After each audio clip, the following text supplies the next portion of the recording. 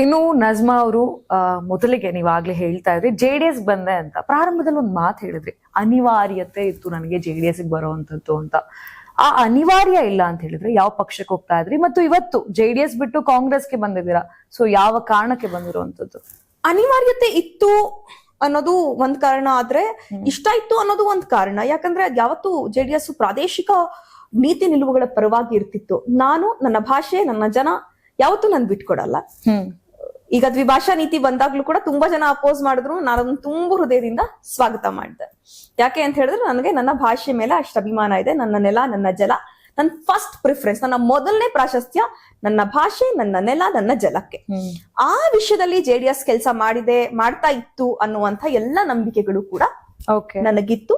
ಹಾಗಾಗಿ ಅಲ್ಲಿಗೆ ಹೋದೆ. ಅನಿವಾರ್ಯ ಏನಕ್ಕೆ ಅಂತ ಹೇಳಿದ್ರೆ, ಒಬ್ಬ ಮುಸಲ್ಮಾನ ಹೆಣ್ಣು ಮಗಳಾಗಿ ಹೇಟ್ ಪಾಲಿಟಿಕ್ಸ್ ನ ವಿರುದ್ಧ, ದ್ವೇಷ ರಾಜಕಾರಣ ವಿರುದ್ಧ ಧ್ವನಿ ಎತ್ತೋದು ತುಂಬಾ ಕಷ್ಟ. ಖಂಡಿತ. ಅದಾಗ್ಲೇ 2016-17 ಗೌರಿ ಲಂಕೇಶ್ ರವರ ಅಸಾಸಿನೇಷನ್ ಆಗಿತ್ತು. ಚಳುವಳಿ ಅಂದ್ರೇನೆ ತೀರಾ ಹೆದರಿಕೆ ಹುಟ್ಟಿಸುವಂತಹ ಸಮಯದಲ್ಲಿ ಬಿಜೆಪಿ ವಿರುದ್ಧ ನೀವು ಮಾತಾಡಿದ್ರೆ ನಿಮ್ಗೆ ಗುಂಡಿಟ್ಟು ಕೊಂದು ಬಿಡ್ತಾರೆ ಅನ್ನುವಂಥ ಸಿಚುವೇಶನ್ ಕರ್ನಾಟಕದಲ್ಲಿ ಬಿಲ್ಡ್ ಆಗಿದ್ದಂತ ಸಂದರ್ಭದಲ್ಲಿ ಒಬ್ಬ ಸಾಮಾನ್ಯ ಮುಸಲ್ಮಾನ ರೈತರ ಕುಟುಂಬದ ಒಂದು ಹಳ್ಳಿಯಿಂದ ಬಂದ ಹೆಣ್ಮಗ್ಳಿಗೆ ಗಟ್ಟಿ ಧ್ವನಿಯಲ್ಲಿ ಮಾತಾಡೋದು ಅಷ್ಟು ಸುಲಭದ ಕೆಲಸ ಅಲ್ಲ. ಮಾತನಾಡಿದ ನಂತರವೂ ಕೂಡ ಚಳುವಳಿ ಮಾಡೋದು, ಪ್ರೊಟೆಸ್ಟ್ ಮಾಡೋದು, ಭಾಷಣ ಮಾಡೋದು ಈ ಸೆಕೆಂಡ್ರಿ. ಆದ್ರೆ ನಾನೊಂದು ಪೊಲಿಟಿಕಲ್ ಪಾರ್ಟಿಗೆ ಹೋಗ್ತೀನಿ. ಪೊಲಿಟಿಕಲ್ ಸಿನಾರಿಯೋ ಇವತ್ತು ಜನರ ಮನ್ಸಲ್ಲಿ ಯಾವ ತರ ಇದೆ ಅಂತ ನಿಮಗ್ ಗೊತ್ತು. ಹೆಣ್ಮಕ್ಳು ಪಾಲಿಟಿಕ್ಸ್ ಅಲ್ಲಿರೋ ಹೆಣ್ಮಕ್ಳು ಅಂತ ಕೂಡ್ಲೆ ಯೋಚನೆ ಮಾಡುವಂತ ರೀತಿ ಬೇರೆ ಆಗಿರುತ್ತೆ. ಅದು ನಿಮ್ಗಳಿಗೆ ಚೆನ್ನಾಗ್ ಗೊತ್ತಿರುತ್ತೆ. ಮಾಧ್ಯಮದಲ್ಲಿರೋ ಹೆಣ್ಮಕ್ಳು, ರಾಜಕಾರಣದಲ್ಲಿರೋ ಹೆಣ್ಮಕ್ಳು, ಇವರಿಬ್ರನ್ನ ನೋಡೋ ರೀತಿ ಇದೆಯಲ್ಲ, ಆ ರೀತಿ ಬಗ್ಗೆನೂ ತುಂಬಾ ಪ್ರಶ್ನೆಗಳಿರುತ್ತೆ. ಅಫ್ಕೋರ್ಸ್ ಎಂಥದೇ ಪ್ರೋಗ್ರೆಸಿವ್ ಜನಗಳಾಗಿದ್ರು ಕೂಡ ಒಬ್ಬ ಹೆಣ್ಮಗಳನ್ನ ರಾಜಕೀಯಕ್ಕೆ ಅಂತ ಒಬ್ಬ ಸಾಮಾನ್ಯ ಹಳ್ಳಿಯ ಜನ ಕಳಿಸ್ಕೊಡ್ಬೇಕು ಅಂತಂದಾಗ ಅವರು ನಂಬುವಂತ, ಅವರು ಇಷ್ಟಪಡುವಂತ ಪಕ್ಷಕ್ಕೆ ನಮ್ಮ ಮಕ್ಕಳು ಹೋಗ್ಲಿ ಅಂತ ಅವ್ರು ಆಸೆ ಪಡ್ತಾರೆ. ಯಾಕಂದ್ರೆ ಅವ್ರು ನಂಬುವಂತ ಜನ ಅಲ್ಲಿ ಸುತ್ತ ಇರ್ತಾರೆ ಅನ್ನುವ ಏಕೈಕ ಕಾರಣಕ್ಕೆ. ಅದಾದ ನಂತರವೂ ಅಲ್ಲಿ ಏನೇನಾಗಿದೆ ಗೊತ್ತು. ಸೊ ಆ ತರದ್ ನಮ್ ತಂದೆಗೊಂದಿತ್ತು, ಇನ್ ರಾಜಕೀಯ ಮಾಡ್ಬೇಕಾ, ಪಾಲಿಟಿಕ್ಸ್ ಮಾಡ್ಬೇಕಾ, ಸೇರ್ಕೊಳ್ಳಿದ್ರೆ JDS ಸೇರ್ಕೊ. ಯಾಕಂದ್ರೆ ಅವ್ರದ್ದು ಒಂದು ಲೋಕಲ್ ಐಡೆಂಟಿಟಿ ಇತ್ತಲ್ಲ. ನಮ್ ತಂದೆದೊಂದು ಲೋಕಲ್ ಐಡೆಂಟಿಟಿ ಇತ್ತು, ನನ್ನ ತಾಯಿದೊಂದು ಲೋಕಲ್ ಐಡೆಂಟಿಟಿ ಇತ್ತು, ನಮ್ ಕುಟುಂಬದೊಂದು ಲೋಕಲ್ ಐಡೆಂಟಿಟಿ ಇತ್ತು. They known for the JDS. So of course ನೀವು JDS ಹೋಗ್ಲೇಬೇಕಾಯ್ತು. ಅದಾದ ನಂತರ ಕಾಂಗ್ರೆಸ್ಗೆ ಬರ್ತೀರಾ? ನನ್ನ ವಿಚಾರ ಇರುವಂತದ್ದು ಜಾತಿವಾದದ ವಿರುದ್ಧ, ನನ್ನ ವಿಚಾರ ಇರುವಂತದ್ದು ಕೋಮುವಾದದ ವಿರುದ್ಧ, ನನ್ನ ವಿಚಾರ ಇರುವಂತದ್ದು ಧರ್ಮ ರಾಜಕಾರಣ ಯಾರು ಮಾಡ್ತಾ ಇದ್ದಾರೆ ಅವರ ವಿರುದ್ಧ. ಇನ್ ಮೂರನ್ನು ಮಾಡ್ತಾ ಇದ್ದಿದ್ ಯಾವುದು? ಬಿಜೆಪಿ. ವೋಟ್ ಪೋಲರೈಸೇಷನ್ ಮಾಡ್ತಾ ಇದ್ದಿದ್ ಯಾವುದು? ಬಿಜೆಪಿ. ಹಿಂದೂ ಮುಸಲ್ಮಾನರನ್ನ ಜಗಳ ಆಡಿಸ್ತಿದ್ದಿದ್ ಯಾವುದು? ಬಿಜೆಪಿ. ಮುಸಲ್ಮಾನರನ್ನ ಕಂಡ್ರೇನೆ ಆಗಲ್ಲ, ದಲಿತರನ್ನ ಕಂಡ್ರೇನೆ ಆಗಲ್ಲ, ಅಂಬೇಡ್ಕರ್ ಸಂವಿಧಾನನೇ ಚೇಂಜ್ ಮಾಡ್ಬೇಕು ಅಂತ ಹೇಳ್ತಾ ಇರೋದು ಯಾವುದು? ಬಿಜೆಪಿ. ಸೊ ಅಂತ ಬಿಜೆಪಿಯನ್ನ ವಿರೋಧಿಸ್ಕೊಂಡು ಬಂದು ಚಳುವಳಿ ಮಾಡ್ತಾ NRCCA ಮೂವ್ಮೆಂಟ್ ಮೂಲಕ ಬಂದಂತ ನನಗೆ ಕರ್ನಾಟಕದಲ್ಲಿ ಇಡೀ ಮುಸ್ಲಿಂ ಸಮುದಾಯ 1,00,000 ಗಂಡಸರಿದ್ರು ಕೂಡ ಏಕೈಕ ಹೆಣ್ಣುಮಗಳನ್ನ ಸ್ಟೇಜ್ ಮೇಲೆ ಹಚ್ಸಿ ಚಪ್ಪಾಳೆ ತಟ್ಟಿ ನನ್ನ ಒಂದು ಘೋಷಣೆಗಳಿಗೆ, ಬಿಜೆಪಿಯ ವಿರುದ್ಧದ ಧಿಕ್ಕಾರಗಳಿಗೆ ಉಲಮಾಗಳಿಂದ ಹಿಡಿದು, ರಾಜಕಾರಣಿಗಳಿಂದ ಹಿಡಿದು, ಸಮುದಾಯದ ನಾಯಕರಿಂದ ಹಿಡಿದು, ಚಿಕ್ಕ ಮಕ್ಕಳಿಂದ ಹಿಡಿದು ಎಲ್ಲರೂ ಕೂಡ ನನ್ನ ಜೊತೆಗೆ ಧ್ವನಿಗೂಡಿಸಿ ನಿಂತಿದ್ದಂತ ಸಂದರ್ಭದಲ್ಲಿ ಮಹಿಳಾ ಪ್ರಾತಿನಿಧ್ಯ ಮತ್ತು ಮಹಿಳಾ ನಾಯಕತ್ವಕ್ಕೆ ಮಣೆ ಹಾಕಿದ್ದೆ ಅಲ್ಲಿಂದ ಅಂತಂದಾಗ ನಾನ್ ಯಾವ ಪಕ್ಷನ ವಿರೋಧಿಸ್ಕೊಂಡ್ ಬಂದೆ, ಆ ಪಕ್ಷದ ಜೊತೆ JDS ಹೋದಾಗ ನನ್ಗೆ ಸೈದ್ಧಾಂತಿಕವಾಗಿ ತಡ್ಕೊಳಕ್ಕಾಗ್ಲಿಲ್ಲ. ನನಗೆ ನನ್ನ ಸಿದ್ಧಾಂತ ಮೊದಲು, ಪಕ್ಷ ನಂತರ. ನಾನು ಅವತ್ತು JDS ಹೋಗಿದ್ದು ಕೂಡ ಇವ್ರು ಬಿಜೆಪಿ ವಿರುದ್ಧವಾಗಿದ್ದಾರೆ, ಕೋಮುವಾದದ ವಿರುದ್ಧವಾಗಿದ್ದಾರೆ, ಜಾತಿವಾದದ ವಿರುದ್ಧವಾಗಿದ್ದಾರೆ ಅನ್ನೋ ಏಕೈಕ ಕಾರಣಕ್ಕಲ್ವಾ. ನನ್ನ ನೆಲ, ಜಲ, ಭಾಷೆಯ ವಿರುದ್ಧವಾಗಿದ್ದಾರೆ. ನನ್ನ ನೆಲ, ಜಲ, ಭಾಷೆಯ ಪರವಾಗಿ JDS ಇದೆ.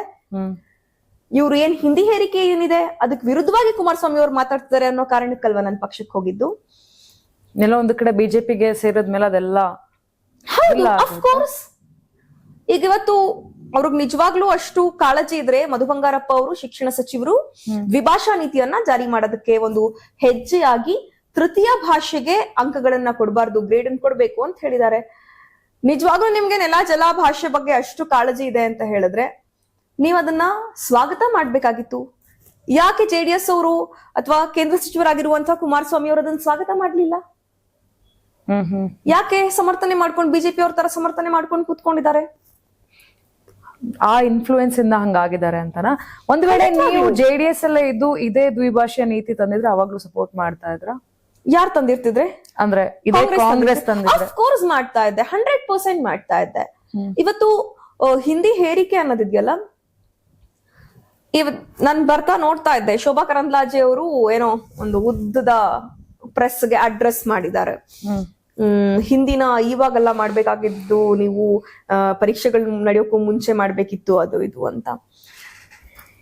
ಇವತ್ತು ನೀವ್ ಯಾವ್ದಾದ್ರು ಬ್ಯಾಂಕ್ಗೆ ಹೋಗಿ, ನಿಮ್ ಮಂಡ್ಯ ಜಿಲ್ಲೆ KR ಪೇಟೆ ತಾಲೂಕಲ್ಲೇ ಯಾವ್ದಾದ್ರು ಒಂದು ಗ್ರಾಮೀಣ ಬ್ಯಾಂಕ್ಗೋ ನ್ಯಾಷನಲೈಸ್ಡ್ ಬ್ಯಾಂಕ್ಗೋ ಹೋಗಿ, ನಿಮ್ಗೆ ಕನ್ನಡದಲ್ಲಿ ಮುಕ್ತವಾಗಿ ವ್ಯವಹಾರ ಮಾಡೋದಕ್ಕೆ ಸಾಧ್ಯ ಇದೆಯಾ? ಮುಂಚೆ ಇತ್ತು, ಈಗ ಚೇಂಜ್ ಆಗಿದೆ. ಯಾರಿದ್ದಾರೆ ಅಲ್ಲಿ ಜಾಸ್ತಿ? ಎಲ್ಲಿ? ನಮ್ಮ ಮಂಡ್ಯ ಭಾಗದ JDS, ಒಕ್ಕಲಿಗರು. ಬ್ಯಾಂಕ್ ಅಲ್ಲಿ ಯಾರಿದ್ದಾರೆ? ಬ್ಯಾಂಕ್ ಎಂಪ್ಲಾಯೀಸ್ ಯಾರಿದ್ದಾರೆ? ಬೇರೆ ನಾರ್ತ್ ಈಸ್ ಆಗಿರ್ಬೋದು, ಇನ್ನೊಬ್ರಾಗಿ ನಾರ್ತಿಗಳು ಜಾಸ್ತಿ ಇದ್ದಾರೆ. ಯಾಕೆ ನಾರ್ತಿಗಳು ಜಾಸ್ತಿ ಇದ್ದಾರೆ? ಯಾಕೆ ಅಂತ ಹೇಳಿದ್ರೆ IBPS ಮತ್ತು ಬ್ಯಾಂಕಿಂಗ್ಗೆ ಸಂಬಂಧಪಟ್ಟಂತಹ ಪರೀಕ್ಷೆಗಳಲ್ಲಿ ಹಿಂದಿ ಅನ್ನುವಂಥದ್ದು ಕಡ್ಡಾಯ ಆಗಿದೆ. ಹಿಂದಿ ಮಾಧ್ಯಮದಲ್ಲೇ ಪರೀಕ್ಷೆ ಬರೀಬೇಕು ಅಥವಾ ಇಂಗ್ಲಿಷ್ ಮಾಧ್ಯಮದಲ್ಲಿ ಪರೀಕ್ಷೆ ಬರೀಬೇಕು ಅಂತಿದೆ, ಕನ್ನಡದಲ್ಲಿ ಬರೀಬೇಕು ಅಂತಿಲ್ಲ. ಆ ಕಾರಣಕ್ಕೋಸ್ಕರ ಕಳೆದ 10 ವರ್ಷಗಳಲ್ಲಿ ನಮ್ಮ ಎಲ್ಲಾ ಬ್ಯಾಂಕ್ಗಳಲ್ಲಿ, ನ್ಯಾಷನಲೈಸ್ಡ್ ಬ್ಯಾಂಕ್ಗಳಾಗಿರ್ಲಿ, ಗ್ರಾಮೀಣ ಬ್ಯಾಂಕ್ಗಳಾಗಿರ್ಲಿ, ಅಲ್ಲೆಲ್ಲ ಬ್ಯಾಂಕಿಂಗ್ ಪರೀಕ್ಷೆಗಳನ್ನ ಪಾಸ್ ಮಾಡಿ ಬರುವಂತವರೆಲ್ಲ ಯಾರಾಗಿದ್ದಾರೆ? ನಾರ್ತ್ ಅವರು, ಹಿಂದಿಯನ್ನ ಓದಿರೋರು. ನಾವು ಕನ್ನಡಿಗರು ಏನ್ ಮಾಡ್ಬೇಕು? ಇವತ್ತೆಷ್ಟು ಗಲಾಟೆಗಳು ನಡೀತಾ ಇರುತ್ತೆ, ನಾವು ನಿಮ್ ಚಾನಲ್ ಅಲ್ಲೇ ನೋಡ್ತಾ ಇರ್ತೀವಿ. ಬ್ಯಾಂಕ್ಗೆ ಯಾರೋ ಹಿಂದಿ ಗೊತ್ತಿಲ್ಲದೆ ಇರೋರು ಹೋದಾಗ ಅಲ್ಲಿ ಹೊಡೆದಾಟ, ಕಿತ್ತಾಟ ಆಗೋದು. ನಮ್ಮ ಉದ್ಯೋಗ ನಮ್ಮ ಹಕ್ಕಲ್ವಾ? ನನ್ನ ರಾಜ್ಯದ ಉದ್ಯೋಗ ನನ್ನ ಹಕ್ಕು. ಆ ನನ್ನ ರಾಜ್ಯದ ಉದ್ಯೋಗವನ್ನೇ ಕಿತ್ಕೊಳ್ಳುವಂತಹ ಹುನ್ನಾರ ಬಿಜೆಪಿ ಮಾಡ್ತಿದ್ಯಲ್ಲ, ಅದಕ್ಕೆ ನೀವ್ ಯಾಕೆ ಕಡಿವಾಣ ಹಾಕ್ತಾ ಇಲ್ಲ? ಇವತ್ತು ರೈಲ್ವೆ ಪರೀಕ್ಷೆಗಳಲ್ಲಿ ಅತಿ ಹೆಚ್ಚು ಪಾಸ್ ಆಗ್ತಾ ಇರೋದು ಯಾರು? ನಾರ್ತಿಗಳು. ಯಾಕೆ ಅಂತ ಹೇಳಿದ್ರೆ ಪರೀಕ್ಷೆಯ ಮಾಧ್ಯಮ ಯಾವುದು? ಹಿಂದಿ ಅಥವಾ ಇಂಗ್ಲಿಷ್. ಯಾಕೆ ನೀವು ಕನ್ನಡ ಮಾಧ್ಯಮದಲ್ಲಿ ಪರೀಕ್ಷೆ ಬರ್ಸಲ್ಲ? ಯಾಕೆ ನೀವು ತೆಲುಗು ಮಾಧ್ಯಮದಲ್ಲಿ ಬರ್ಸಲ್ಲ? ಯಾಕೆ ನೀವು ಮಲಯಾಳಂ ಮಾಧ್ಯಮದಲ್ಲಿ ಬರ್ಸಲ್ಲ? ಇಡೀ ದೇಶದ 3/4 ಭಾಗ ರೆವೆನ್ಯೂ ಕೊಡೋದು ಯಾರು? ನಾವು, ದಕ್ಷಿಣದ ರಾಜ್ಯಗಳು, ಸಂಪತ್ಭರಿತವಾದಂತ ದಕ್ಷಿಣದ ರಾಜ್ಯಗಳು. ಆದ್ರೆ ನೀವು ಏನ್ ಮಾಡ್ತಿದ್ದೀರಾ? ನಮ್ಮ ಭಾಷೆಯ ಹಕ್ಕನ್ನು ಕಿತ್ಕೊಳ್ತಿದ್ದೀರಾ, ನಮ್ಮ ಟ್ಯಾಕ್ಸ್ ನ ಹಕ್ಕನ್ನು ಕಿತ್ಕೊಳ್ತಿದ್ದೀರಾ, ನಮ್ GST ಪಾಲನ್ ಕಿತ್ಕೊಳ್ತಿದ್ದೀರಾ. ನೀವು ಸಣ್ಣ ಆಗ್ಬೇಕಲ್ವಾ? ಅದು ಒಂದು ಉತ್ತಮ ಆಹಾರದಿಂದ ಸಣ್ಣ ಆಗ್ಬೇಕಲ್ವಾ? ಪ್ರತಿದಿನ ನಮ್ಮ ಜೀನಿ ಸ್ಲಿಮ್ ನ ಯೂಸ್ ಮಾಡಿ ಯಾವುದೇ ಸೈಡ್ ಎಫೆಕ್ಟ್ ಇಲ್ದಂಗೆ ನೀವು ಸಣ್ಣ ಆಗ್ತೀರಾ.